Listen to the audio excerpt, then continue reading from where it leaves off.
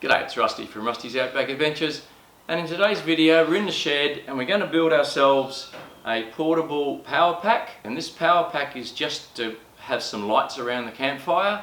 It also gives us the opportunity to have a light that we want to, if we want to put on a bench somewhere, we need to light an area, just portable. Oftentimes when we're camping, the campfire is away from where our tents or camper trailers are. And there's nothing worse than having 10 metres of lead trailing out of the canopy with a plug on one end and a light strip on the other. I mean, we use them a lot, but when we want to be out sort of away from the canopy as such, having a portable unit is something that I've been considering for a while. So what I've actually got here is, this is the case, and you probably recognise this. This is an old case from one of those jump pack units. Now I salvaged the case of it, and I'm going to use that as the basis of my power pack. The idea of it is that I bought a new battery, and the battery will fit inside here. It's very similar to what came out. I've got the handle on it so you'll be able to carry it, makes it easier to maneuver. The battery is a 12 volt, 30 amp hour, 440 cold cranking amps. I was looking for a deep cycle battery, but I went and saw the guys at Battery Force in Furnistar, which is just out of Mandurah, and explained what I was trying to do, and he said, look, you won't get a deep cycle this small, but we're only drawing a couple of amps off it at a time for some lights. It's not meant to be anything other than that. So they guys felt that this would be okay and this would suit my purpose. So that's the basis of the power supply. We're going to charge it with I've got a 20 amp MPPT solar charger, and it's purely going to be solar only to charge it. So the idea being that this charger will fit on the back here, and I've got an Anderson plug, so we'll feed Anderson plug K connection into the input, and the output will go through the back to the battery. On the side of it, another thing I picked up from Battery Force was, and I had to buy all these bits, so I'm just recommending them to you because that's where I went and I got some good advice, but you know, I still need to, I did buy these parts, that wasn't donated. This is an interior light that comes from Roadvision, and the guy assured me that they're really well suited for the sort of thing I want to do, and it has its own on-off button on the side. So what we're going to do is we'll fit that on the side here, so when you're carrying it you actually see where you're going. That's a good idea. A couple of cigarette outlets, and I'll probably take them out of the plate and mount them on the front. I've also got a little DC voltmeter so I can keep an eye on the battery condition. I managed to salvage the isolator switch from the original jump pack, so I'll use that as well so we can isolate everything going out of the battery. We're also going to need a 20 amp circuit breaker on the input and a couple of these inline spade fuses. And the plan is we're going to install the battery in here. Solar regulator will go on the back, and on the front here I'm actually going to cut this piece out. I can't cut that lip out because that holds the battery in. I'm going to cut this little plastic indent here, and I've got myself a piece of 1mm mild steel plate, and I've already cut it the size, and the idea I'm going to have to just fold it a little bit to fit there, but that'll make a front fascia panel, and in that panel I hope I'm going to be able to get the isolator switch, the voltmeter, and the 2 cigarette outlets all in here within that frame. So that's the plan for today. Put this together. Like any good project, we start with the drawing, and I'll just take you over and show you on the whiteboard how we've actually drawn this up to get it to work how we want it. Here this drawing shows the dotted line represents the old jump pack casing, so that's what's contained inside it. As we've shown you the components, we've got the battery, a little voltmeter across it so I can see how the state of charge looks. The solar regulator will fit on the back, and it'll have an Anderson plug, and then we can plug any solar panel that we carry. Even the one on the roof has got a flexible lead into the canopy. We can always unplug that straight into here, and as I said before, it's got a main switch so we can isolate whatever's coming out. which will be these two cigarette outlets as well as this LED strip light that has its own little push button on it. So that's sort of like the overall layout, and I'll just show you what what's contained within the actual casing. So these are the components inside. This is the 30 amp hour AGM battery, the digital voltmeter, there's a 20 amp circuit breaker between the solar regulator and the battery, and the Anderson plug as we showed before, and the main switch will isolate these two cigarette outlets, and they're in parallel and they're protected by a 15 amp inline spade fuse, and this little strip light up here, because it doesn't draw very much, the fuse has just got a 5 amp fuse. So yeah, fairly easy, fairly simple components, and that's what will make up this power pack. So the first thing I need to do is to cut this piece out of here, and I'm going to have a crack with the jigsaw. I may have to resort to the trusty grinder or get some sort of keyhole saw in there to get that out. So alright, let's give that a crack, see what happens.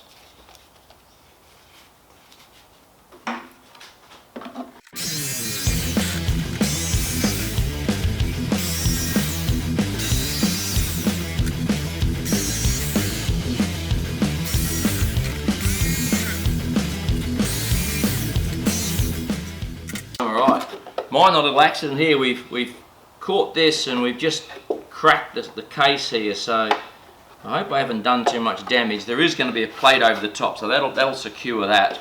I just need to get that out of there. I'll clean this hole up and then we'll work out where that plate's going to fit and work out how we're going to fit all those components onto that front fascia plate. Alright, so now I've got my plate marked out. As you can see, this pencil line represents that opening in the front of the jump pack case. So that's my main switch, which has got 4 bolts through the back and the terminal, so I need to make sure that I don't foul them. So that's going to sit right on the edge.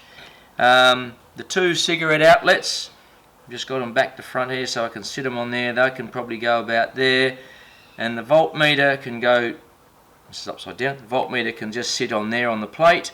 I've marked the top of the plate so I know where it's going to fit, and it's just now a matter of working out the centers, punch it, drill it. I've just measured these cigarette outlets and also the voltmeter, and they're 28.5 mil. I've just looked in my hole saw box and it goes 25 to 32. Well, I don't really want to go and drill a 32 mil in there, so I'm probably going to have to put a step drill through this plate.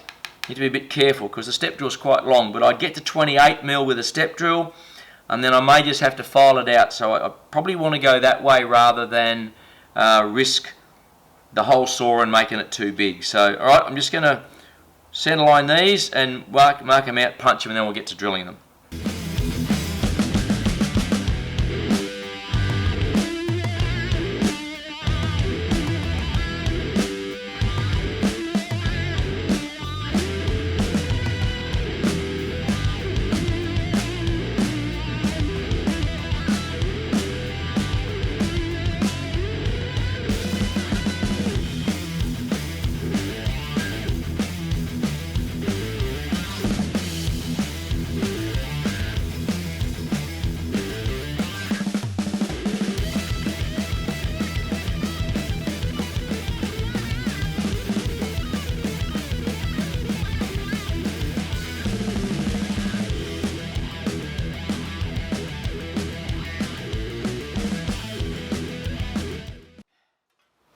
Now the plate's made, and it will sit that way on the frame. I'll just show you how it fits. So that'll actually sit like that, and we've just got to bend this top and bottom to fit that shape. And the only thing I've got to do now is this switch is held in by 4 bolts. So the switch comes in through here. I just need to mark those 4 holes through here so I can drill them into this plate. So I'll strip that down, pull these bolts out, and I'll mark the holes and we'll get them drilled so then we can actually trial fit it in there. So that's the next thing to do. The mounting holes for the switch are now drilled and the switch is bolted in, so it's trial fit. And I'll just try these.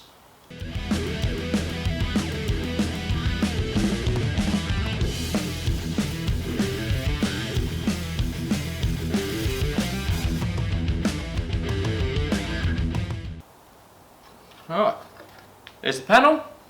Panel's got to go in the front. All we got to do now is I've just got to work out where the bend line's going to be. So I'll just show you where that fits now.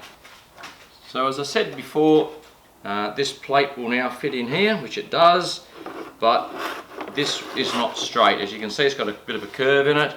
So all we got to do now is I'll just work out where the curved lines are, and we'll just give the edge a bend and just make it sort of fit a bit nice and neater. So alright, let me just pull these out of here.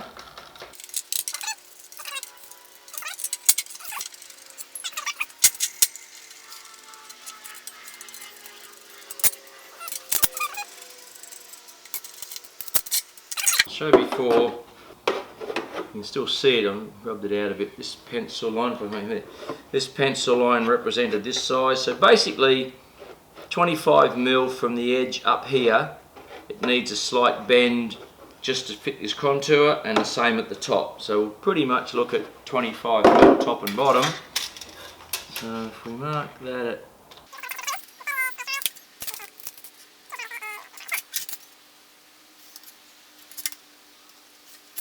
alright, so that 25mm and that 25mm represent pretty much the overlap on that there.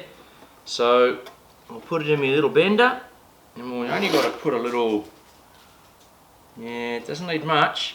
There might be a bit of trial and error here, so we'll get the bender out and just give it a little bit of a tweak, and we'll work on it a bit at a time. Okay, so this bender is 2 pieces of 2x2 by quarter angle iron, and they're bolted in each end, just with the bolts. And what you do, loosen off the bolts. Now I've marked my 2 lines, that's 25mm top, 25mm bottom. So we want to put the body of it inside the bender. Now this is the top piece, so the top bit's got to go bend down. So I'll just line that up on the pencil mark.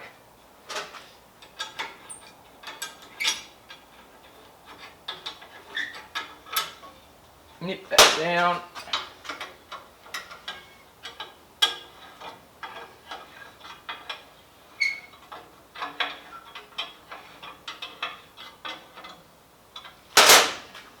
And I just like to put a clamp on the inside here. We're not bending it very much.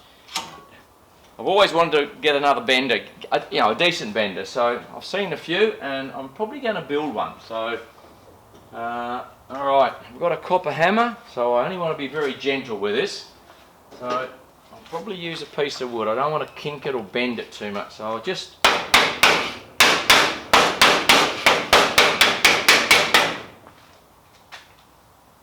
it's sort of trial and error here. So just bear with me while I just try that. I'd rather do it a few times than over bend it the first time and not have it come out the way I want. So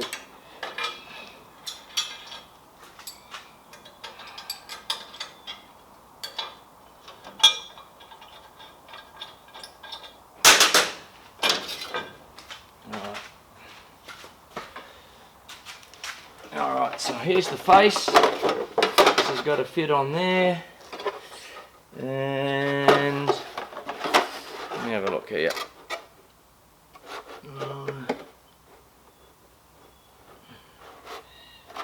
Yeah, we may have gone a little. I've got to bend the other side down a bit, so a little bit of trial and error. Alright, I'll just keep going with that and bend this back side down a bit and see how we look. I'll show you when I've finished. So here's the cover. So here's the plate that I've just bent slightly, and that's sort of trying to follow that profile. It sort of comes across in there, so you can sort of get the picture. So that's about it. I'll need to go ahead and drill these holes, mark them in the case. Now the bolts on the inside are going to have a countersunk head, because I can't have the nut on the inside because the battery fits up inside here, so it's going to be touching. So I'll have to bring the heads through here, and I'll just put an acorn nut on the outside on both sides. So alright, that's the next thing to do. So I'll just put the plate on here, and I'll use these holes that I've already drilled in the metal plate as my reference for drilling them into the casing. I've got a little mark here for centre, so looks pretty good. I'll drill this top one here as my starter hole.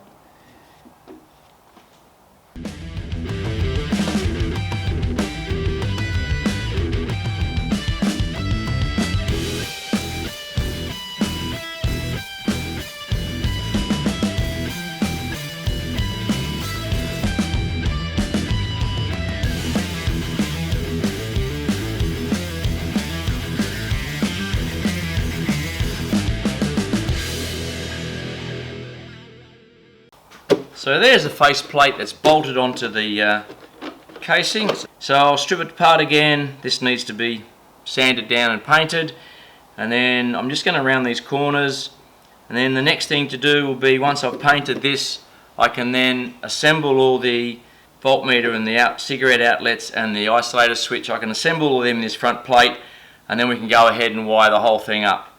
So that shouldn't take too much longer, fingers crossed.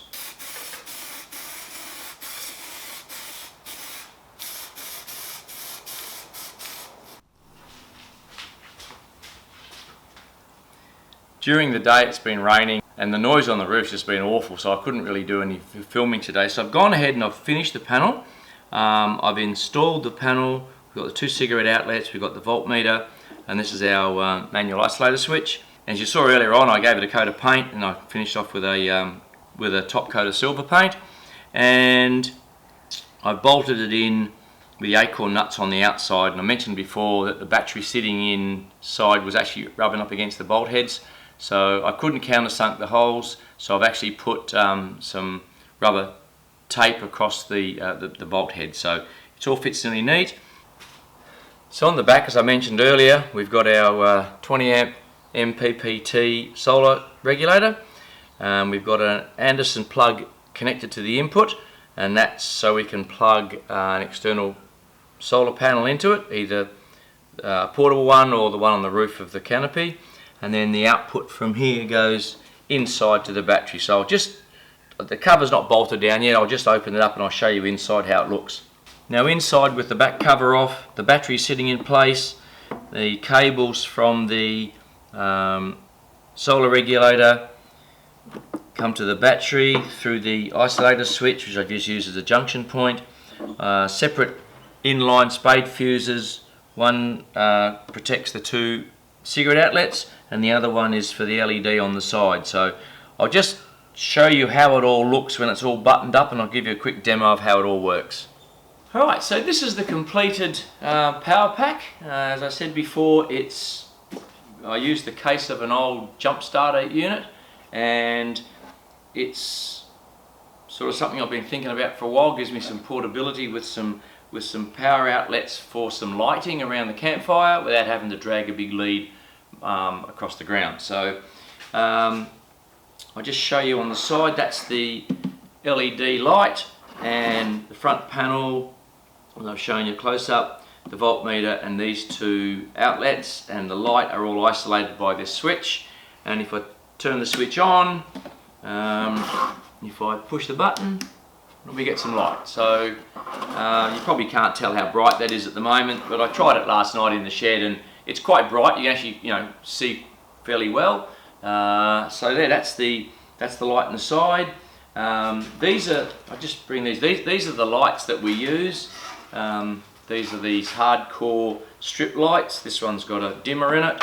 So I'll show you here, if we plug that in, the light, we can dim the light up and down, turn it off, turn it up to full brightness, and we can hang this somewhere. Turn on. We can hang this somewhere so it's just got a short lead on it without having to have great leads everywhere. Alright. And the other thing that we did was, on the back we've got a 20 amp MPPT solar regulator with an Anderson connector on the input. So I've put the solar panel out here. This is a 200 watt. As you can see, it's a bit overcast today, but I'm just giving it a bit of a run on the charging up the little light pack. So I'll just show you how I've got it connected in here. My inline watt meter is showing me jumps around 3.4 amps, 13 volts coming off the panel, and this is the regulator we saw installed. So the power in light, and the power in light is green and it blinks, and the blink rate tells me the charge rate, and I'll just read from the manual while I show you this. It says fast flashing is equalizing, bulk charge is steady on, and acceptance is slow flashing, and when it's float charging it's fully on. So that at the moment is what it's doing. And I'll just show you the voltmeter. It was on 12.5 earlier. Well, the voltmeters, if you can see, that's now up to 13 volts.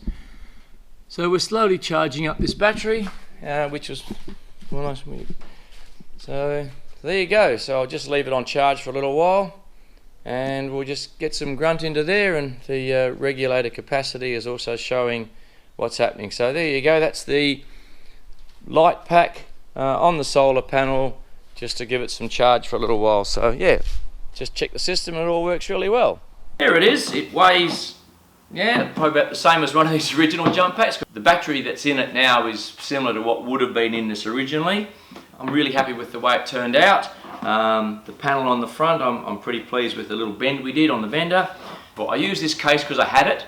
Probably look for something a little bit smaller, maybe a little bit more stylish, something that doesn't look quite so bulky. But this is like the Mark 1, and as you know, Mark 1s always start off looking a bit different to what they might end up with in the end. So, alright, so there it is. That's the portable power pack we're going to use for some lighting. I really hope you enjoyed it. I hope you got something out of it. It might give you some ideas for having some portable lighting around your campfires and around your camp, as opposed to having a torch and the usual other options that are available.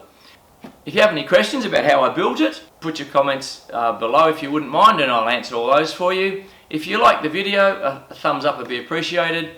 If you'd like to subscribe to the channel, it'd be great to have you along. The subscribe button's about here somewhere, and if you give the little bell icon a ring, you'll be notified with new videos come out, and we're sort of aiming about every week to bring a new video out. So yeah, that's our little portable lighting power pack. So thanks again for watching, and we'll see you in the next one.